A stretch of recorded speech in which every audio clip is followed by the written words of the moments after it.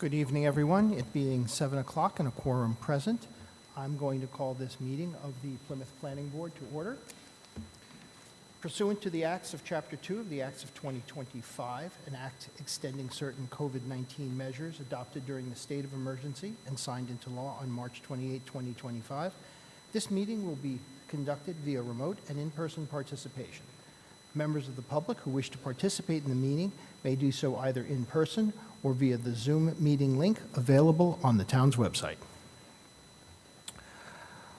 First up on our agenda this evening are our administrative notes, beginning with minutes. We have minutes from January 14 of 2026 and February 11, 2026. Any questions, comments, changes from members of the board? Seeing none, at the pleasure of the board, we can do these individually or jointly. I'll entertain a motion either way. Motion to approve jointly. Okay, I have a motion to approve both sets of minutes. Do I have a second? Second. I have a motion and a second. Further discussion? Seeing none, and all members present, hands are fine. All in favor?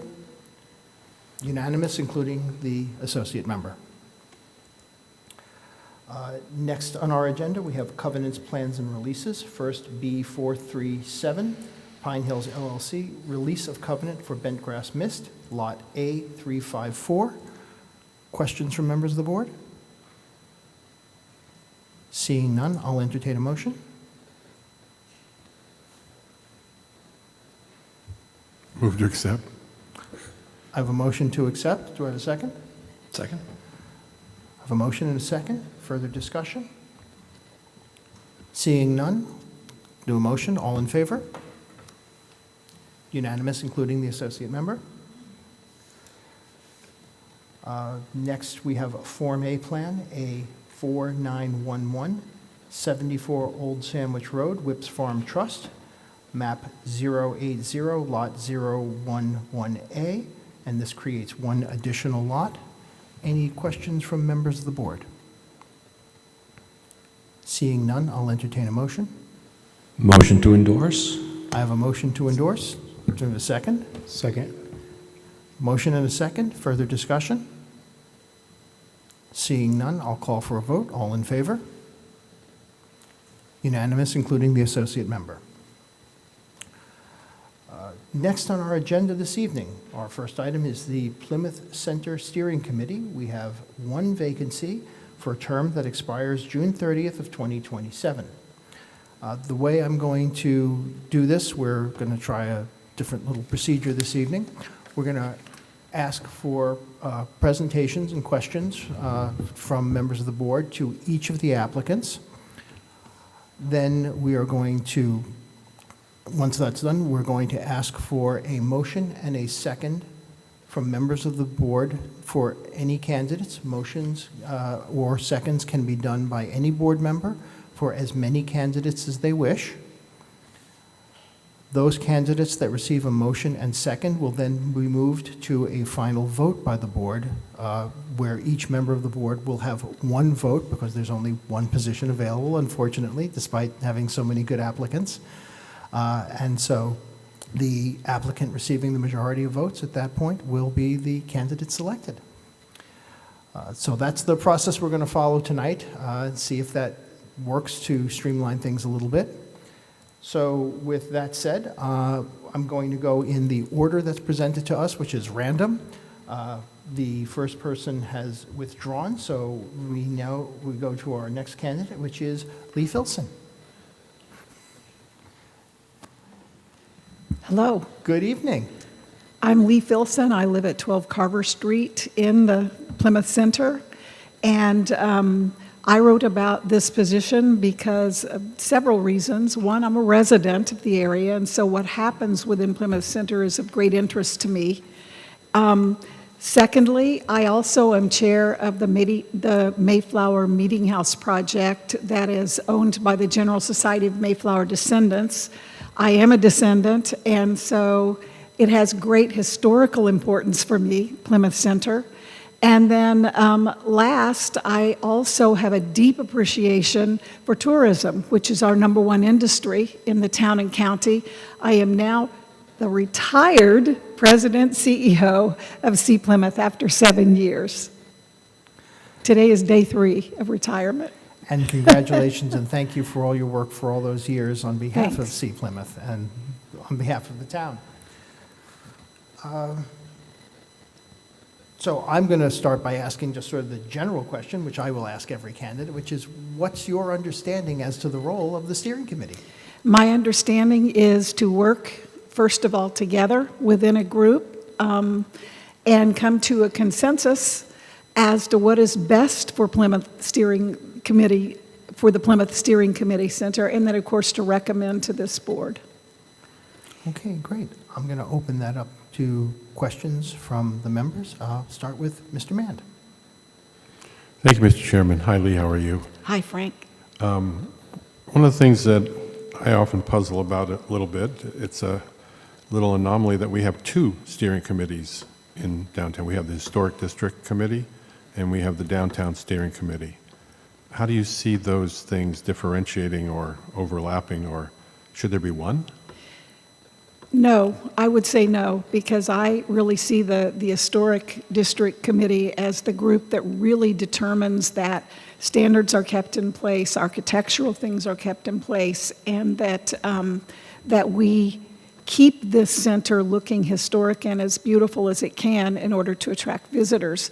I see this committee, or at least I think this committee, committee's role will be to discuss probably lighter things, whether it be signage or whether or not there should be a statue of Mercy Otis Warren in front of her former home at the corner of North and Main.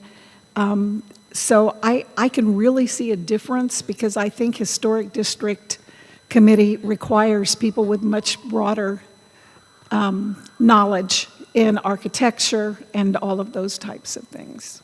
But don't you have those skills?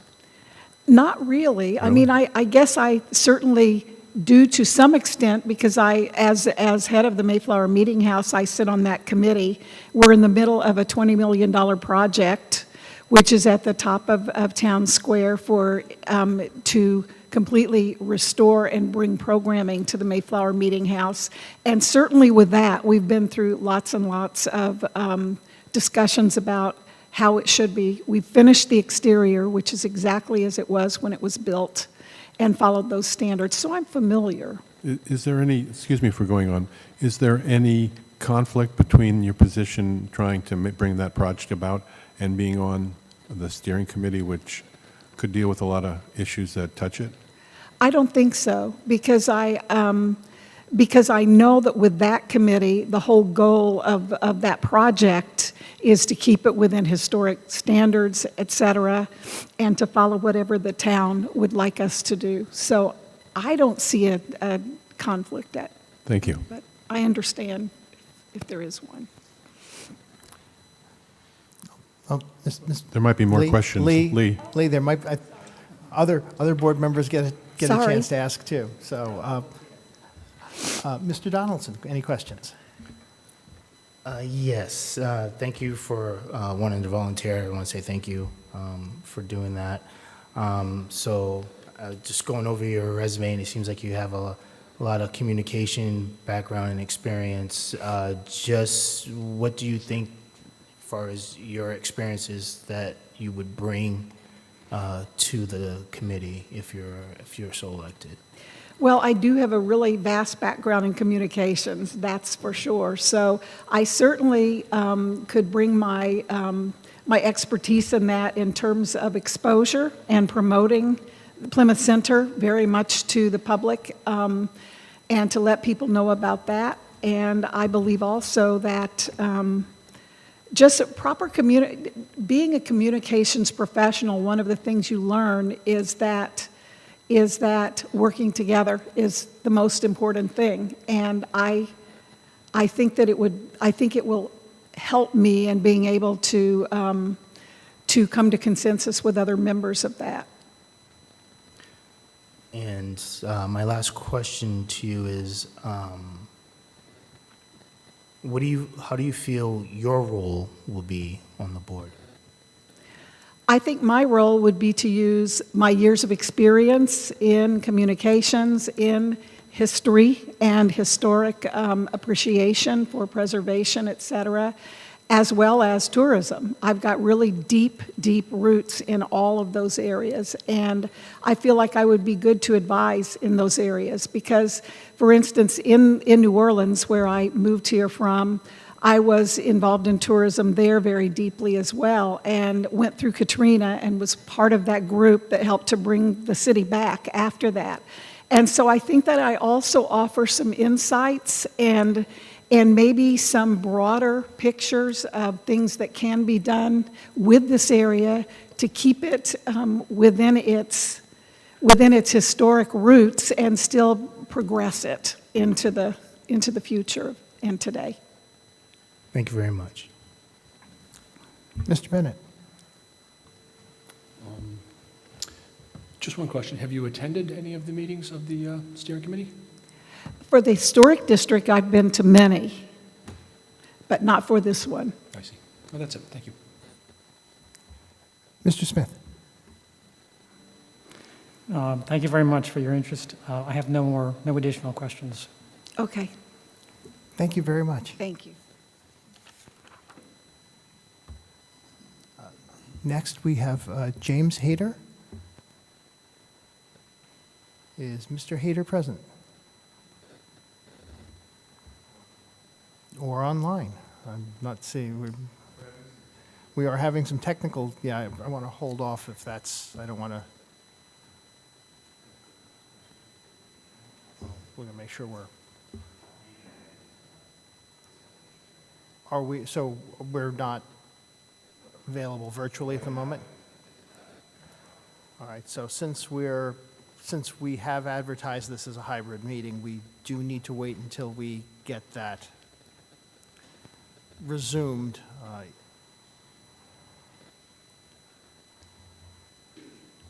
Got a hotspot.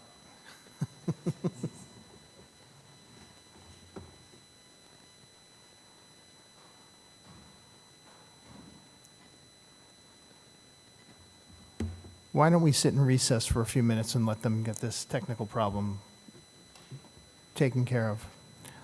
Lauren, can we stop the recording then? We'll sit in recess and we'll call the meeting to order as soon as this is resolved.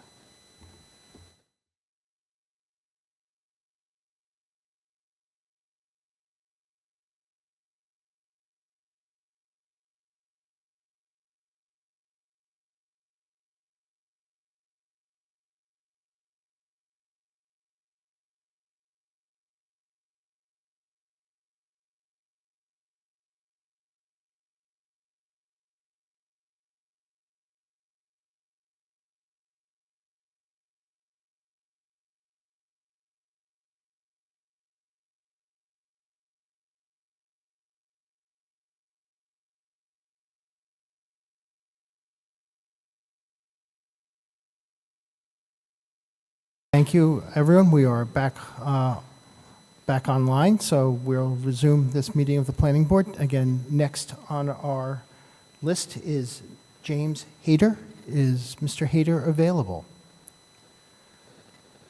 Don't see him online. No, not in press. Okay. We'll move to the next person. Maddie Mahoney. Hello, everyone. Maddie Mahoney, 19 Court Street, Plymouth resident, been renting for 7 years, and a full-time employee at the Plymouth Public Library for the past 10 years. Great. Thank you very much for volunteering. Again, I'm going to ask the first question, which is, what do you understand the role of the steering committee to be? Yes, so the role of the steering committee is to help implement the Plymouth Center master plan, as well advocate for the Plymouth Center neighborhood. Okay, great. Thank you very much. Nice to see that someone's read the document. I've also been to a couple meetings, so. And that's also a great thing as well. I'll turn it over to members of our committee who have see if anybody has any questions. Mr. Bennett. She already answered my question. Thank you. Okay. Thank you for volunteering. Mr. Smith. My questions were also answered, but thank you very much for, volunteering to be a part of this. Oh, you're very welcome. Mr. Donaldson? Just one question. Do you live downtown, in the downtown area? Yes, I live right across the street, 19 Court Street. I rent on the, right across. Thank you. Thank you. Mr. Mand? I don't mean to make you go negative, but do you see any issues or things that you think need working on or need a fuller exploration of as a member of this committee that you would be interested in? Areas like with the committee. Yeah, I mean, downtown steering committee, what's going on downtown? What, it's kind of like, what is your motivation besides just participating in government? Is there a particular issue or aspect of the downtown you'd like to see improved or something you'd like to work on particularly? Obviously, like, again, I've been living here past 7 years, working 10. I'm, driving, walking up, to the Plymouth Center streets. Obviously, public safety, is a big issue. And all the meetings I've been to, it's clear that that's a big priority, especially with the schools. I've been really, impressed in the last meeting I went to that they've recently had a student express concern about a crosswalk near Cold Spring and the traffic patterns in that, and the officer that comes to the meetings, Plymouth Police, had, went out to that spot to, kind of assess the area to see if this is an issue. So I think that just things like that is really glad to see that that's a priority. So it's a little echoey in here, Yeah. so it's hard Sorry, to... I'm speaking, I feel like No, too close to the microphone. It's difficult to articulate in a way that people Yes. can hear clearly, but I think I heard you say that you've attended meetings Yes. of the Downtown Yeah. Steering Committee. Okay, but that's a good point in your favor as well. Thank you. You're welcome. Thank you very much. Appreciate it. Thank you all for talking and for all of this. Thank you. Next candidate we have is Terry Marshall. Hi. Good evening. Good evening. I'm Terry Marshall, 7 Whiting Street here in Plymouth, and I've lived here for close to 20 years, and I'm interested in being on the Distinguished Visitors Committee, and I don't know if I'm in the right place tonight. No, this is for the Plymouth Center Steering Committee. Yeah. So, Ms. Terry, right? That's your Yes. name? The application we received said that you had notified Plymouth Center Steering Committee and Distinguished Visitors Committee. But if you're not interested in the Plymouth Center Steering Committee, then you do not need to be here this evening. I apologize for the confusion there. Oh, that's all right. I was just doing what I was told on my email. Oh, yes, because your application said this committee and Distinguished Visitors Committee, which is why we put you on the agenda tonight for the Plymouth Center Steering Committee. Okay. But I can give you a business card, and I can let you know tomorrow where to appear for the Distinguished Visitors Committee instead. Okay, well, thank you. Okay, thank you, and good luck with your application to the DSV. Next candidate we have is Daniel Sullivan.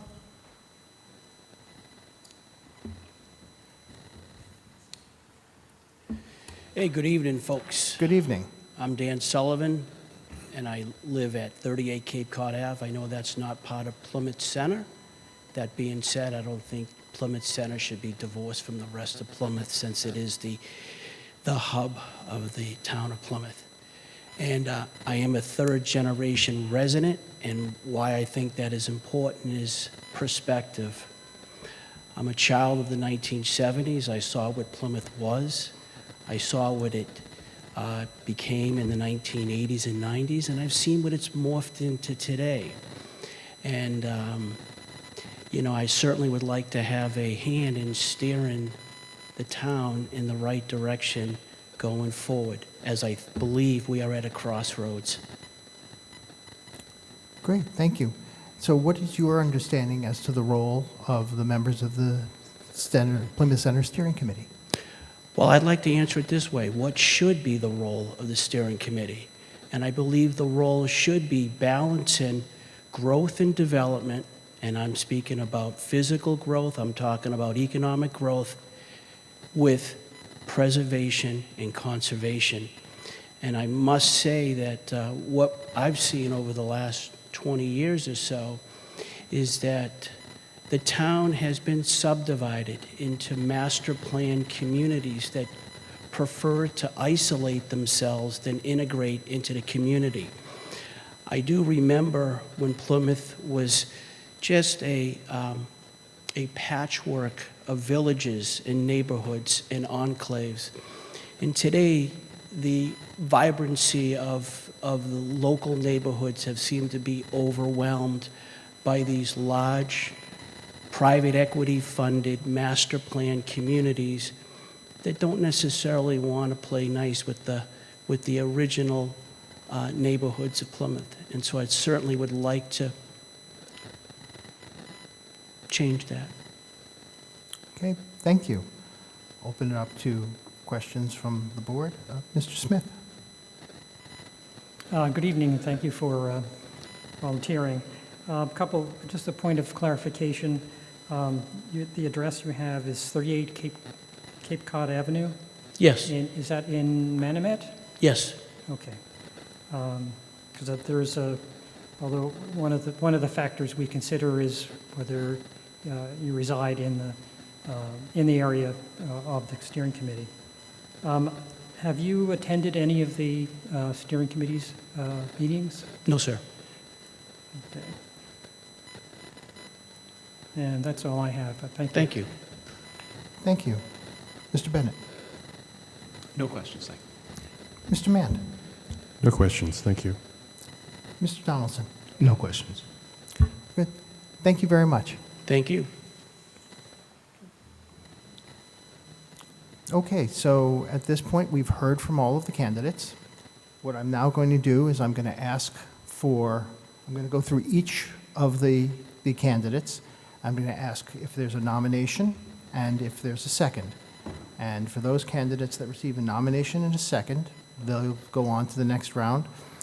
You can vote for a nomination or a second as many times as you'd like. So you can vote for as many candidates as you prefer, or no candidate. That's up to each member of the board.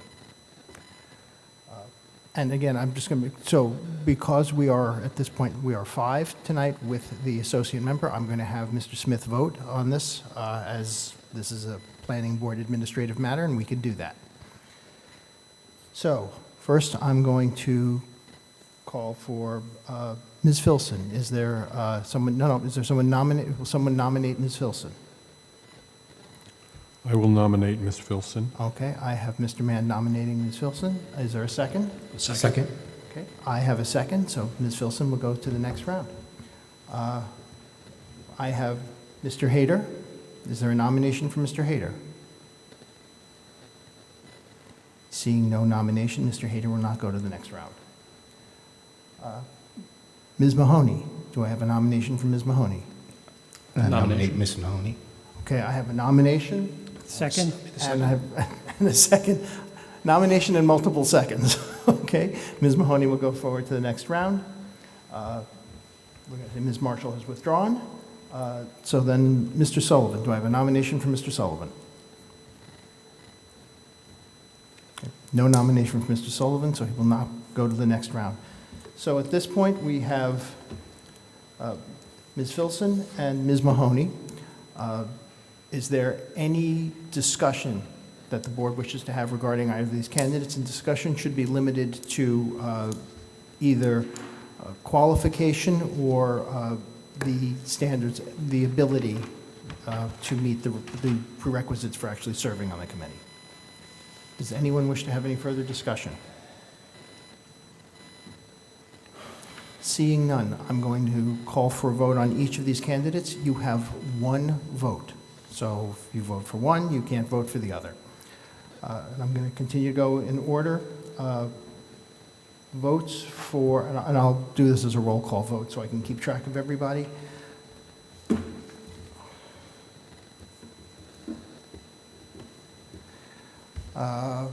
For Ms. Filson, Mr. Donaldson. Mr. Bennett. Yes. Yes. Mr. Mand. Yes. Mr. Smith. Yes. And then myself, yes. That is 4 of the 5 members, so unfortunately for Ms. Mahoney, who I appreciate, there are not enough votes to cast going forward, so Ms. Filson, you have been appointed to the Plymouth Center Steering Committee. Thank you very much. Ms. Mahoney, thank you very much for volunteering and stepping forward, and I hope, given your skills, and this goes to all of the applicants, that you apply for other committees. We have a desperate need always for good people. Ms. Filson, please make sure you get sworn in at the town clerk's office.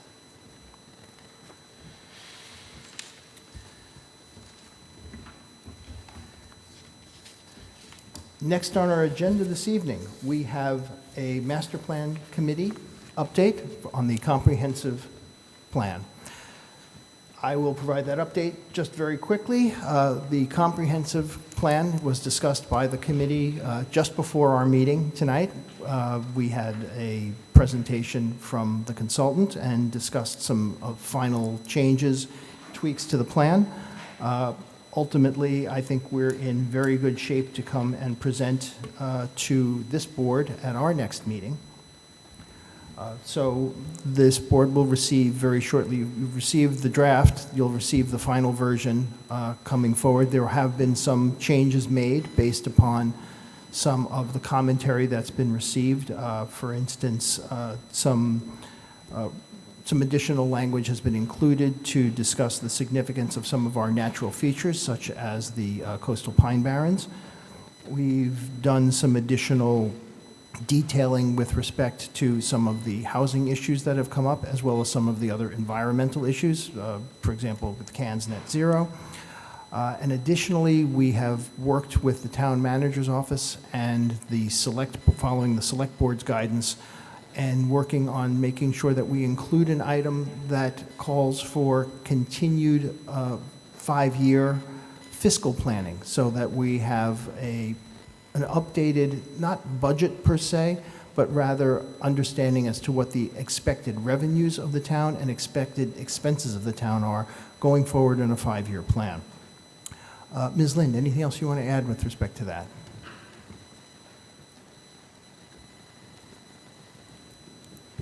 I did just want a point of clarification that the version that was sent to the planning board did already include the public comments that we had received regarding, for example, the environmental aspects, the pine barrens. The item that will be further revised is the new recommended item that we spoke about with the multi-year strategy for fiscal planning.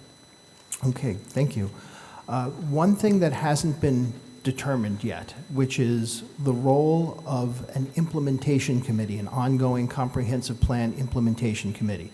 It is a recommendation from our consultants that we have such a committee, but they are not ones to determine the scope of that committee.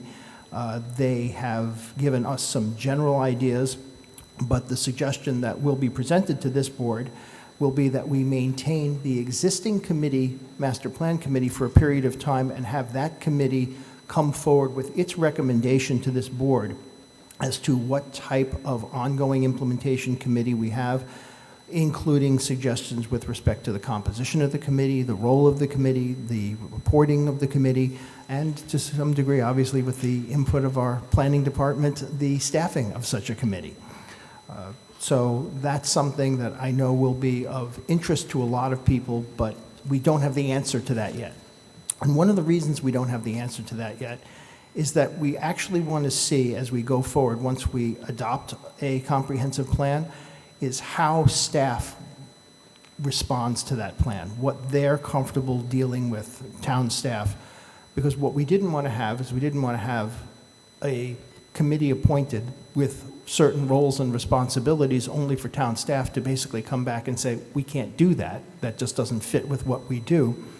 Rather, what we'd like to do is we'd like to understand from town staff what information they can provide, when they can provide it, and then work to either try and accommodate that, or if that's not going to work with them to come up with a better way to provide information, and then create a committee based around what we can do, rather than create a circumstance where we're set up to fail already. So that's my update on the comprehensive plan. Are there any questions that I can answer for members of the board right now? Okay, so seeing none, we will move to our next item. That is... I'm sorry, Mr. Chair, I did have a question. Yes. Did you say when we'll have the, a plan, not plan, but a presentation? Oh, yes, so the presentation and proposed vote is at our next meeting on the 25th. So obviously, to the extent that you have any further comments, questions, changes, et cetera, please get them into us as soon as possible. Send them to Lauren and to Mike so that we can make sure that the consultants get them and address any changes, if there are any omissions. Obviously, at this point, we are very comfortable that the plan represents the overall input from a large amount of the community, and the consultant will certainly talk in detail about how much input we've had and how many touch points we've had. It's really impressive. We had a very good community turnout, of optimistically almost as good as I would have thought in our best case scenario. So I'm very pleased with it. I'm very pleased. The committee is very pleased. They put in a lot of work and a lot of effort on this, as did our consultants and our staff. So hopefully everything will explain itself at the presentation. Anything further from the committee? The board? Okay, very good. Moving on to our next item. It is ZBA 4207, 57 West Long Pond Road, Sharon Doonan, a special permit required per 2039C for a pre-existing non-conforming structure and to perform major construction in the floodplain overlay district. Good evening. Mark Flaherty for the owners, Sharon Doonan. She's here with her husband Edward and their son Logan. They're right over through here. We have their neighbor, Mr. Watkins, also here, hopefully in support of the project. What we have is we're down at 57 West Long Pond Road. The lot is, this is West Long Pond Road over here. The Doonans have a 60,000 square foot lot that was laid out many years ago, like early in the 20th century. So it's about 65,000 square feet. There's a gravel driveway that leads down towards Round Pond, where the house is right through here. The house is kind of unique to, you don't see this type of house too often. It was almost like it was begun with the idea there was going to be a second story added to it. And through the years, it's just been, what you see here is a one-story house that was built in 1955. Sharon and Edward would love to be able to improve upon this one-story house. They're going to keep the footprint and add a second story, as well as an addition on the street side going forward, as well as a garage. They have a deck on the back. There's an architectural elevation that also, if at some point Deb can put it up. But at this point, what I'm talking about is a driveway that leads down to this really a 4-bedroom house. It's going to be a 1,700 square foot addition through here. Because of a couple unique aspects of it. The house right now, after it was surveyed, is 8.8 feet off the property line. And we're going straight up. So I've been working in town for many years, and different building inspectors through the years, they would say, okay, without changing, if you're going straight up, you don't need a special permit. I'm not going to send you to the Zoning Board of Appeals. But each administration, each building inspector was a little bit different.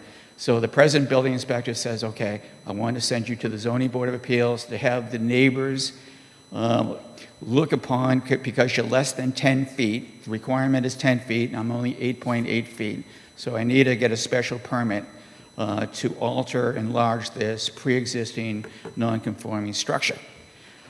The second special permit is needed because FEMA, in its wisdom, has designated this property and a bunch of other properties around Round Pond maybe 16 or 18 feet higher than what the 100-year elevation should be.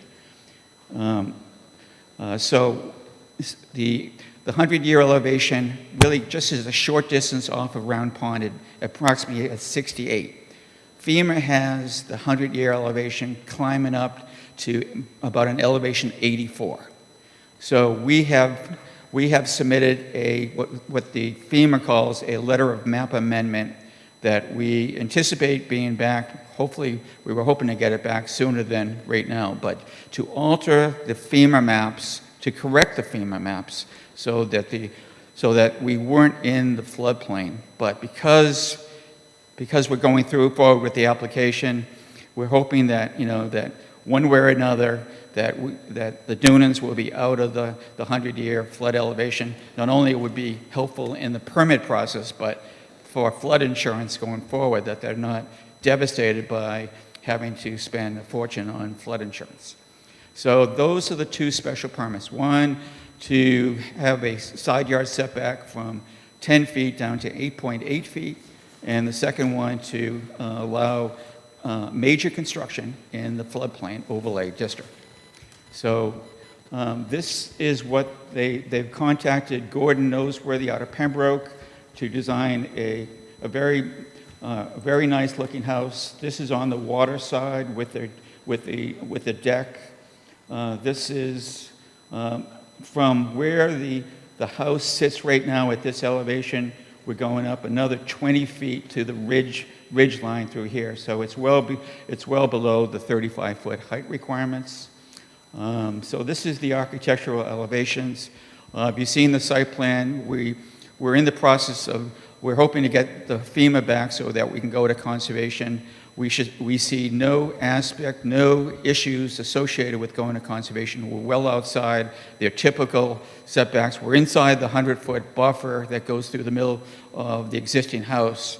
But normally in my many years, they would allow construction like this 50 feet. So we're well beyond the 50-foot aspect of it. The septic system and cesspool is on the pond side right now. We're going to remedy that. We're going to have a septic tank pump chamber to zing the water, zing the effluent up towards the street, well away from the pond, and that's on the plan. We've spoken to Karen Keene, the director of the Board of Health. She has no issues what we're going to do.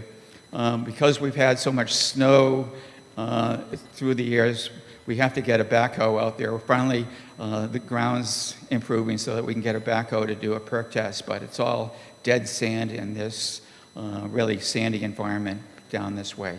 So I'm here to answer any questions. Again, we need two special permits, one for the side yard setback and the other one for major construction in the floodplain overlay district. Thank you. Thank you. I think first, before the board has questions, we'll open it up to public comment. Does anyone have any comment, any member of the public wishing to be heard? That would include, obviously, if the abutter's here and wants to comment, that would be welcome as well. So any member of the public wishing to be heard? Mr. Watkins. Good evening, Mr. Chair and members of the Planning Board. I'm Hampton Watkins. I reside at 10 Bridgegate in Pine Hills. About 19 years ago, this coming October, my wife and I purchased the abutting property, and in fact, it's our lot line from which there'll be 8.8 feet. Our house is a summer residence cabin. We've known the Dunans for the entire time that we've been there. I've discussed two minor issues with Mr. Flaherty and and with Sharon Doonan, and they truly are minor. As the new house is built, there's been a circular driveway around the existing, I'll call it subterranean, because that's how it's classified in the plans, structure that's there today. And the circular driveway surrounds the building, and I think that it encroaches on both side lots, but not by very much. They've agreed that would not be a problem to remedy with the new entrance and driveway and parking area and so on. I think that it's a very positive change that they'll be installing a Title V compliant septic system on the property. That's a big improvement, particularly as far away from the pond's edges as the new system will be. The general sense is that, yes, it will change the character of the neighborhood a bit, but I think generally it would be a positive change. With regard to the LOMA, the letter of map amendment that Mr. Flaherty just mentioned, it would be welcome to have someone in the neighborhood initiate that process. I know that another neighbor over on Long Pond has already completed a LOMA there, and that's at the low point between the Long Pond and Round Pond, and I think that the more neighbors that we have that progress in that direction, the better for all of us. For the record, my house would be, if the new map were to apply and there were to be a flood of that extent, it would be sort of chest deep on the first floor for me. And so I think that's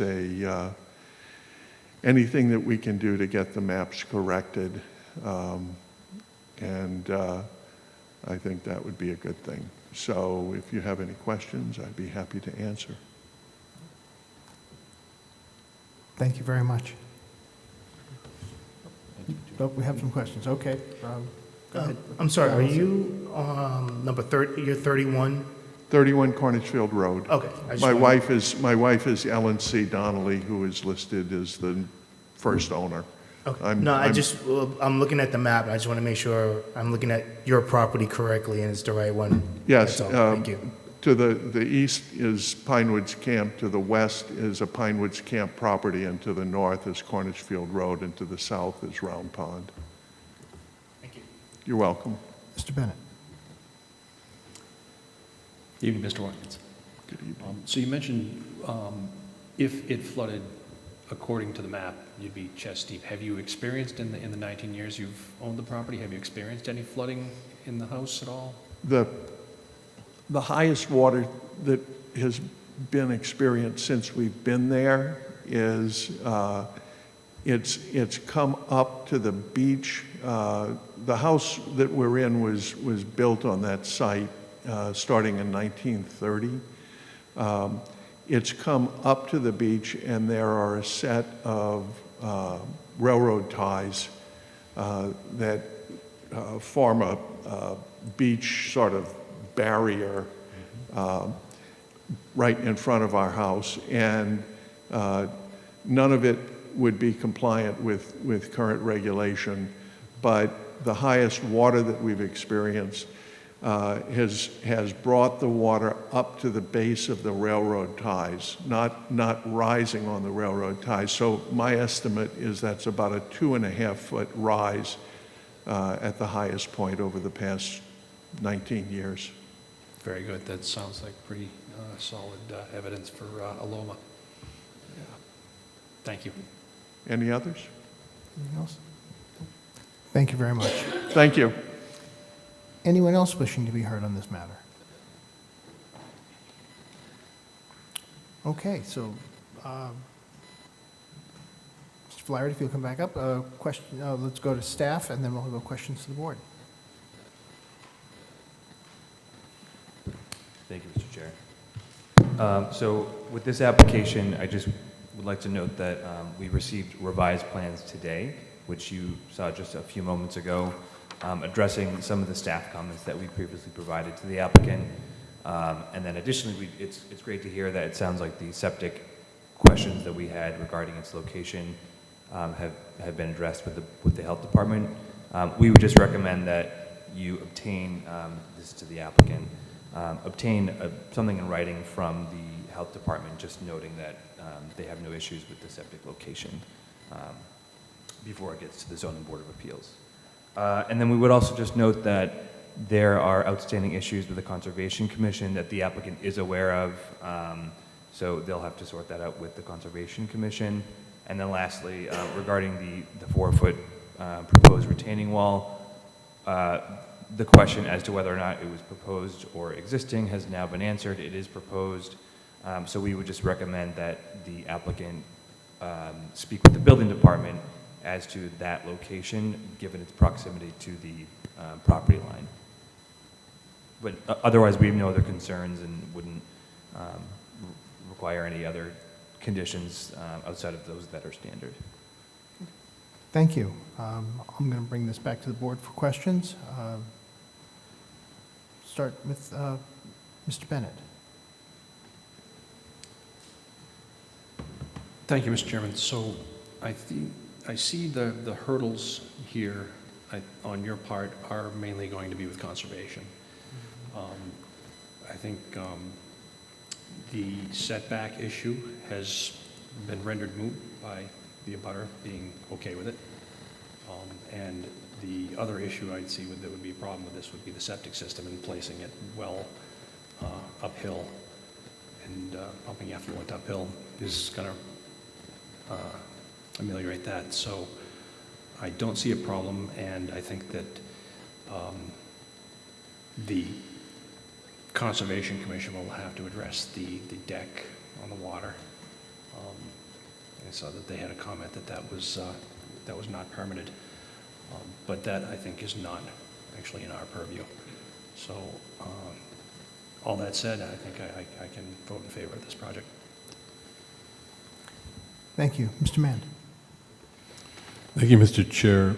I think I agree with my fellow board members about the main concern is the configuration relative to the pond, the topography, placement of the septic system, things like that. And this is something where I wish that the Conservation Commission could have weighed in on this ahead of time.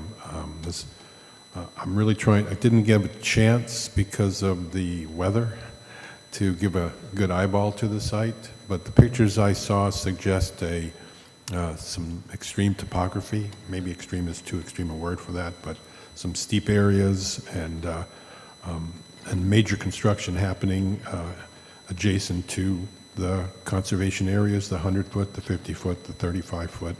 I'd like to know specifically, you said that most of the work is going to be done in the 50-foot, 50 to 100. Is there any in the 35-foot no-touch zone? Definitely not. And looking at this picture showing the deck extended, that's a new deck, not the existing deck that's shown in the pictures? The house will have, coming off the first floor, as shown on the architectural plan, that's a new deck. The deck, there's another deck right along the water that was pointed out by the conservation official, Patrick, that wasn't permitted, but we're going to try to get that as permit that deck. It will be like a post facto filing to keep that deck. Conservation may say it's a little too close to the pond, what needs to be removed, but we're going to go ahead with that discussion with the Conservation Commission. So the main building there that's shown, not including the deck, how far is that from the pond shore, from the high water mark? About 75 feet. 75 feet, okay. And could I have a clear understanding of the septic system? So this is like a tight tank that's going to be pumped up? No. So presently they have 2 cesspools on the water side of the structure. So The pipe, the sewer pipe, is going to come out on the pond side. It's going into a septic tank combination with a pump chamber. So it's just going to be a regular septic tank, but the contents of that septic tank goes into the pump chamber that will be then pumped around the side of the house on the walk-in side up to a leaching system that's well near the shed that's halfway down the property, maybe 200 feet from Round Pond. And the actual septic system, then where is that in relation to the pond distance? The leaching system is about 200 feet. No, the tank. Septic tank and the pump chamber will be, say, 65 feet from the pond. Say 65, or it is. 65 feet. Okay. What did you think I said? You said say 65, so, okay, we'll say, but is it specifically 65, you're saying? Well, You know. I didn't put a scale on it, but if the house is 75 feet and the tank is 10 feet off the house, I'm getting to be 65 feet. Okay. And is there a commitment on the part of the owners for native species and plantings and protection? I mean, the Conservation Commission generally puts on a no pesticide, are they committed to that level of protection for the pond? Whatever the typical special conditions with the conservation, there'll also be some mitigation plantings associated with work within the 100-foot buffer. Maybe some high bush blueberries or other type of mitigation plantings that will be shown. I've seen them in operation lately, and they ask for 2 to 1. So if you have, 500 square feet, they'll ask for 1,000 of mitigation, and that's a reasonable request for your clients? Yes. Great. Thank you very much. You're welcome. Staff have comment on that as well? I just wanted to add a point of clarity. I know my colleague mentioned that there was conservation issues that have been flagged and they've been discussed. The deck, I should say, that is existing at the perimeter of the water's edge, there's been a violation notice issued that it is within the 35 touch, no touch boundary zone. The conservation staff have asked for this to be removed. Ultimately, when it goes to the Conservation Commission for a post facto violation hearing, it will be their determination to make, but I wanted to clarify that staff is recommending that be removed. Thank you. Anything further, Mr. Mand? Mr. Donaldson? No questions. Mr. Smith? Yes, thanks, Mr. Chairman. A couple of comments on the grading plan. I see the grading is shown for the new driveway, but I don't see how the slab below the deck, because it's a walkout now, and it's lower than the current. It's like 73.5 is the height of the first of the lower level, and it's going to be taken out straight. And it shows 76, so it's like 3 or 4 feet higher as it reaches. You can see that in the pictures also. The ground is up against the wall at that point, so it'll have to be lowered in order to make that slab out, or whatever the floor finish is, So for the walkout. So maybe I can just help out with some elevations. Yep. So the walkout elevation, like you said, it's around elevation 76. About 5 feet above that rear elevation is where that first floor deck is, or the house, the roof of the house right now is at elevation 81. The ridge to that house over here is going to be 20 feet higher at elevation 101. So in terms of, if you're thinking about, are you concerned about the elevation of the pipe coming out of the back of the house to the septic tank pump chamber, Chris? No, I was just wondering how, that you don't show the fact that you have to level out that area in front of the, on the pond side of the house. Right, we're going to pretty much maintain that grade in the back of the existing house. That's really, we're not going to do a lot of grading. It's going to stay pretty much what it is. And then with the walkout, we'll have the grading that goes up to the garage in the front. And so, so it's, do you follow that at all? No. So that the slab of the existing house is at 73.5, it says. And Yeah, there's going to be a walkout So, below the deck? Debbie, if you can go back to the site plan, that'd be great. Yep.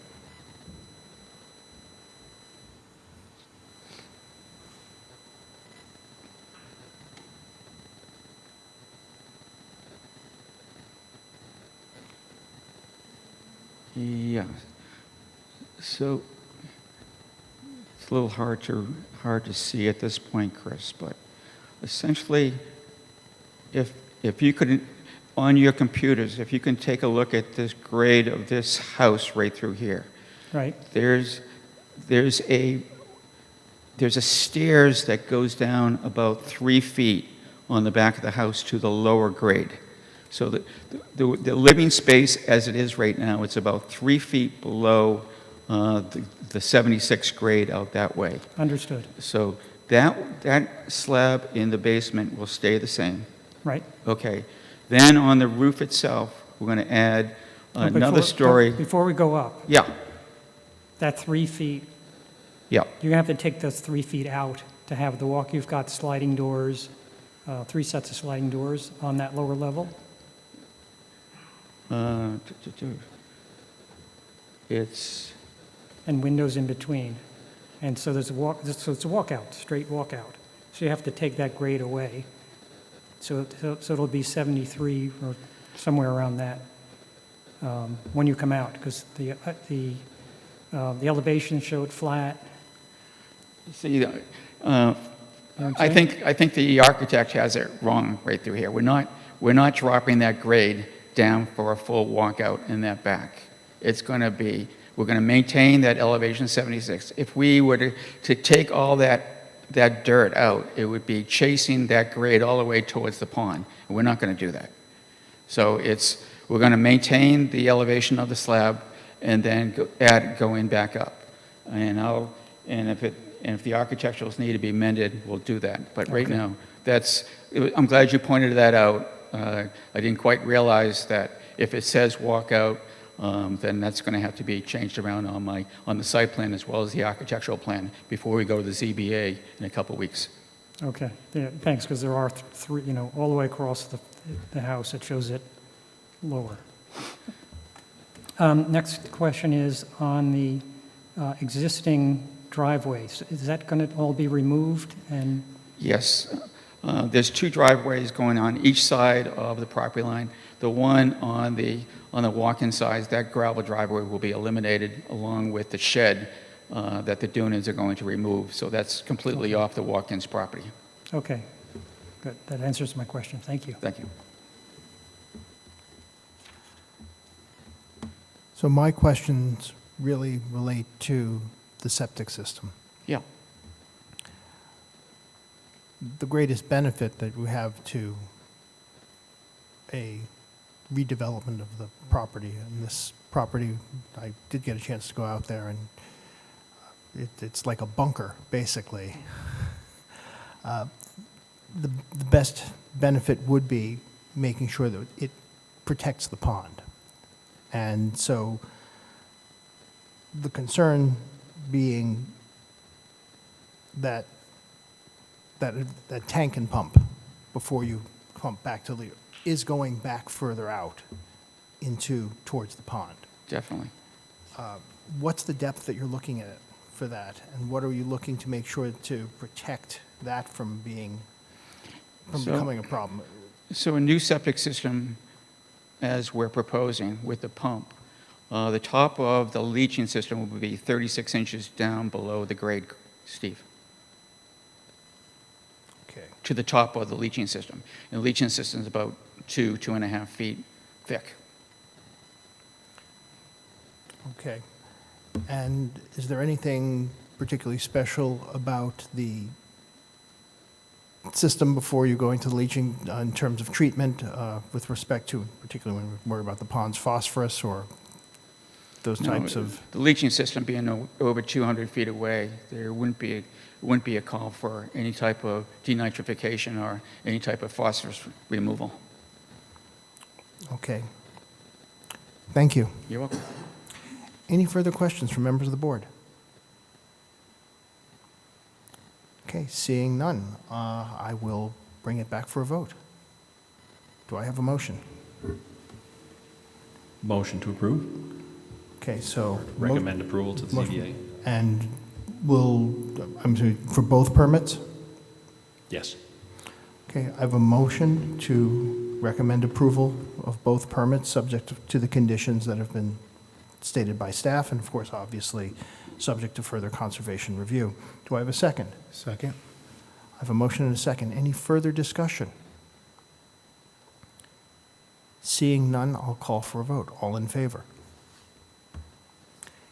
It is unanimous, including the associate member. Good luck at the ZBA, and at conservation, and hopefully you'll have a project that benefits everybody in the neighborhood.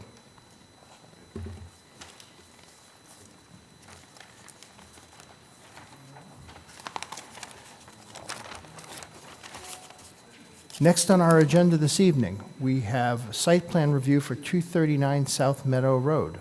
The proponent wishes to construct a 5,400 square foot office and warehouse, and looking for determination that the proposed building and storage facility would be a unified complex. Good evening. Good evening. Bill Shaw from Associated Engineers. I have with me this evening Bob Burpee, the owner of the property, and John Henson is on Zoom, I believe, with us.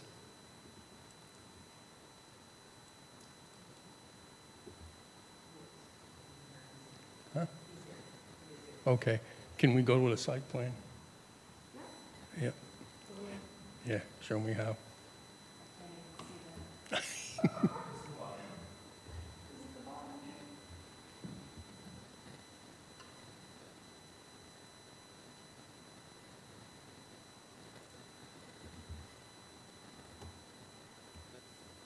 And then we can go down on the side. Yep. For orientation purposes, this piece of property is located directly across the runway on South Meadow Road. If you stand in Roberts Road and you look towards the airport, you will see the runway within 200 or 300 feet. This piece of property was developed 40 years ago by Mr. Burpee, and Associated Engineers also did the work on it. What we're proposing here this evening is that there is currently 2 storage buildings side by side. They're 30 feet wide, 200 feet long. The proposal is to add this building, which will be a warehouse office mix that is 30 feet wide and 180 feet long. The grading of this piece of property is relatively unremarkable. It's flat. There's not much going on there. And what we've done is gone ahead and brought the building and its components into compliance with the current regulations concerning development within the town. For instance, it will have town water. It will also have an on-site septic system that's a trench that's lengthy in either directions, but is set up for the office construction setup that we're talking about. It also has a tight tank that will take the roof, not the roof drains, but the floor drains at each of the garage openings, because currently that's the requirement within the town. If we had sewer, we'd be glad to do that, but we don't. So we have a tight tank, and that tight tank is a non-hazardous waste tight tank that would be pumped monthly or as it needs to be when it's full. Additionally, the drainage goes to a double-grade catch basin that's located in this location in front of the building, and goes from there to a storm scepter, which is a treatment facility that removes floating material and also collects things that don't float and on the bottom. And then that is going to be deposited into a area out in front that is sized in accordance with the current requirements for open leaching. It will then also be landscaped. In the rear of the building, the roof drains from the building go down into a perforated pipe that leads its way all the way back to that area that we just talked about. And it makes up a water quality swale that handles the runoff from the existing paved surfaces at the storage facilities. So what we've done is essentially taken all of this area in here and brought it into compliance with the current drainage regulations and utility requirements for the town of Plymouth. Additionally, there is an extensive landscape plan. I think the other thing that I should mention, and I'm sticking to the utilities, but we're also enhancing the sidewalk system that goes through the area. We have an entrance to the building from the sidewalk, the existing sidewalk. In this location, we also have a sidewalk going the entire length of the building that services the parking areas that are located on either end. So that what we've got is handicap accessibility to the building from all of those locations, and we have a sidewalk that connects up through and goes into the next storage facility, which is also currently owned by Mr. Burpee. And essentially, that's what we were looking for. As you may be aware in your package, we're asking you to indicate that this is a unified complex and that we would like that determination made. Because essentially what will happen is that this lot, the new one, the new building, will be separated from the storage facility as is allowed by the bylaw. With that, I'd like to turn it over to Mr. Henson, who is on the Zoom, I believe, and he will explain the grading situations and the planting that he is proposing. Thank you. Can everyone hear me all right? Yes, we can. Thank you. Excellent. Love technology. The plantings along Roberts Road include some low canopy trees, which is kind of a reduced version of a street tree planting. And then at the lower level, flanking each entry point, pedestrian entry point, as well as the drives, there's some shrub planting, which is a combination of deciduous and evergreen. So it'll have some winter presence as well. It'll help to divide that frontage up into a series of entry spaces, which will have some visual interest. As I said, it'll have some applicability through the winter months, provided there's not 8 feet of snow. The trees also have ornamental quality, which will help along that frontage. The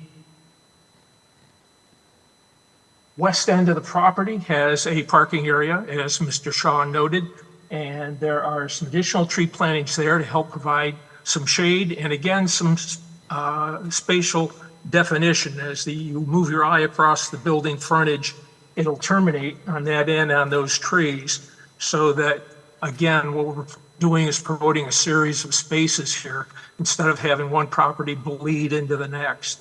So that'll enhance the interest. On the southerly side, there is another parking area with roughly the same kind of treatment, a little bit of different application in terms of plant material. There's some larger shrubs and then a shade tree, which will basically serve the same function as on the west side.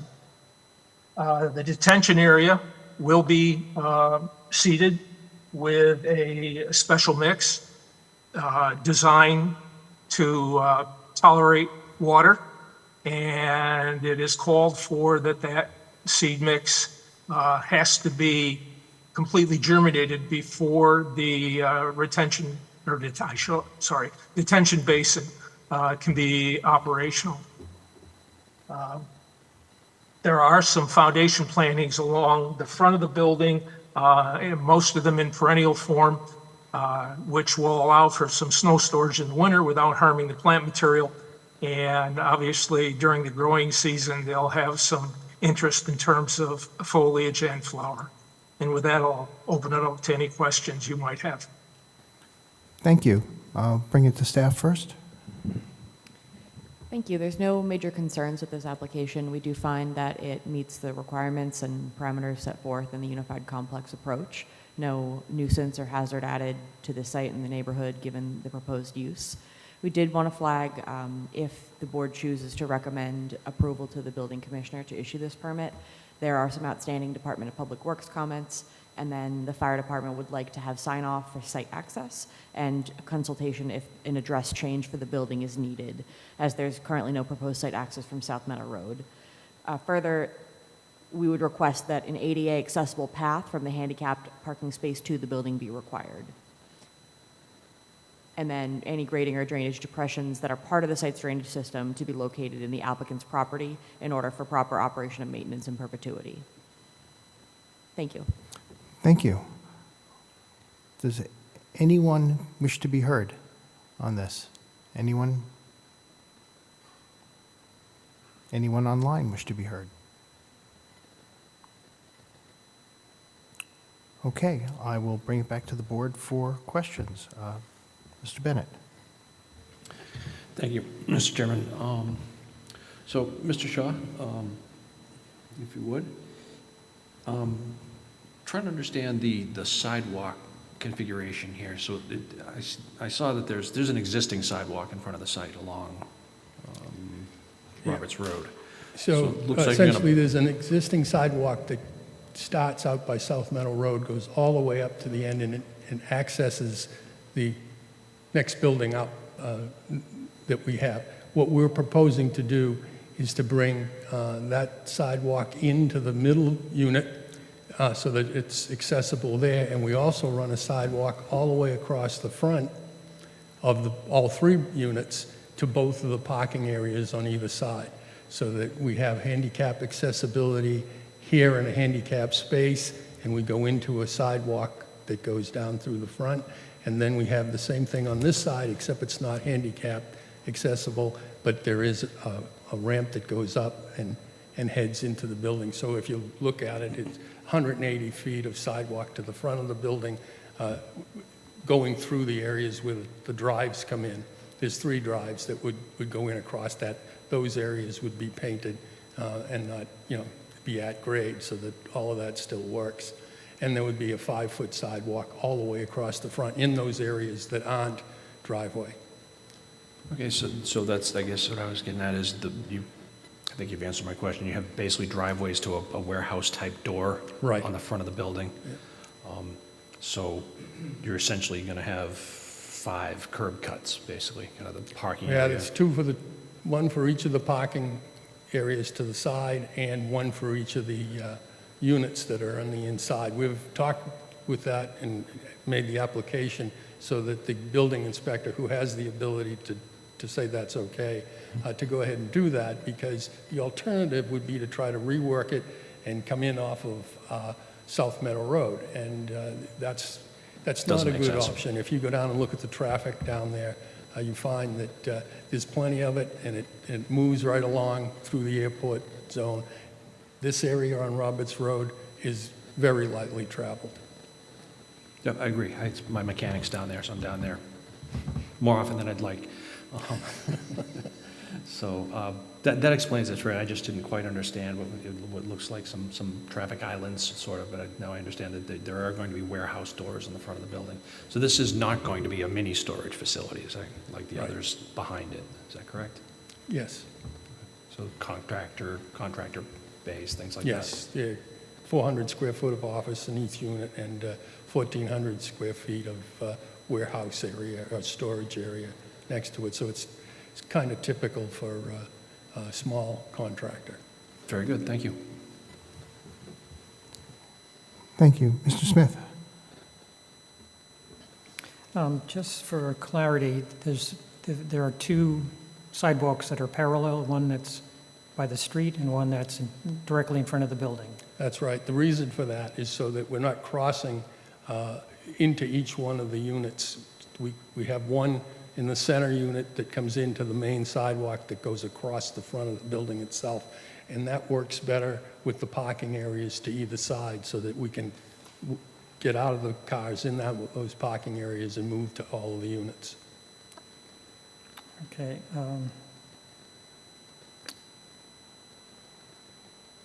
Yeah, I don't have any further questions. Thank you. Thank you. Thank you. Mr. Mand. Thank you, Mr. Chair. My colleagues have covered this pretty thoroughly, but I am questioning though I'm not an expert, but I believe a lot of these are non-native trees and shrubbery.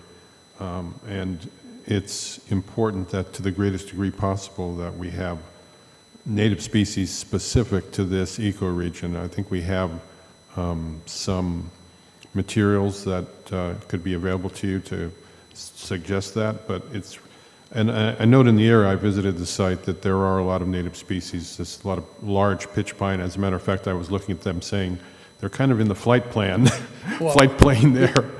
But most of them usually don't grow too tall, but I would recommend and hope that you make every effort to have as many native species as possible, including the seeds that will germinate in the retention area, detention area.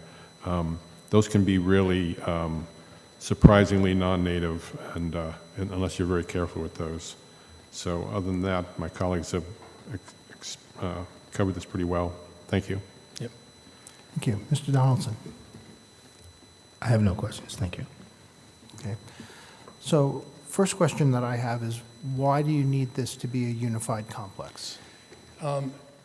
In order to separate the office warehouse group from the storage facility, the bylaw, when you make that requirement, allows us to go ahead and create a lot that separates the two.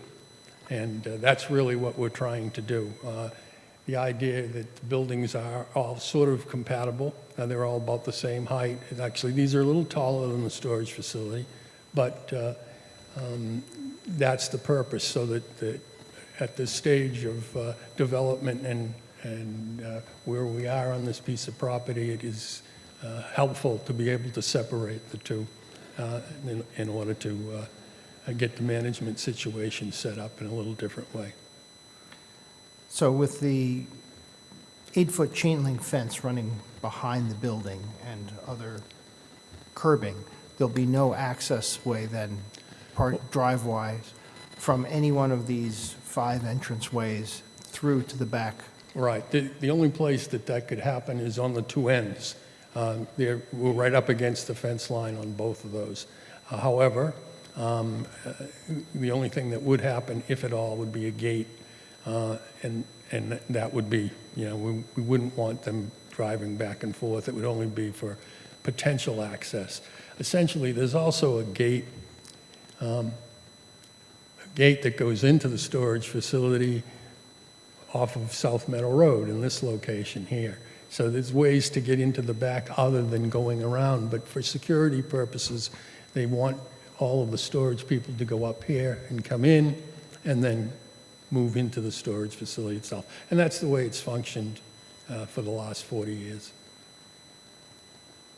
And the unified complex allows us to have a property line that's 5 feet off the back of the building.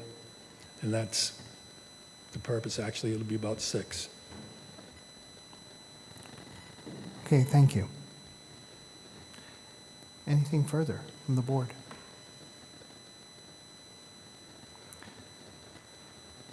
So at this point, I guess the question before us is whether or not we're going to verify this is a unified complex. Is that correct? Is there anything else before us this evening with this project?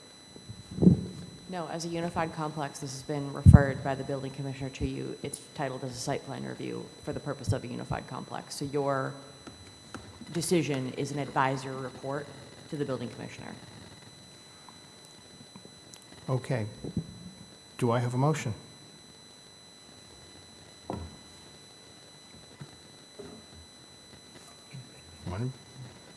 Anyone? Yep, once I can get my microphone on. So motion to recommend issuance of the permit subject to site plan review, that this project constitutes a unified complex, subject to conditions in the advisory report. Okay, I have a motion. Do I have a second? Second. Okay. Any further discussion from the board? Seeing none, I'll call for a vote. All in favor? It is unanimous, including the associate member. Thank you very much for your time. Thank you.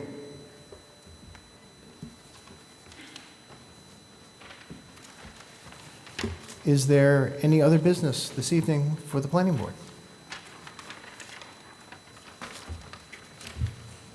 Seeing none, I'll entertain a motion. Motion to adjourn? All in favor? Unanimous. This meeting of the planning board is concluded. Our next meeting is March 25, 2026. Thank you all. Recording stopped.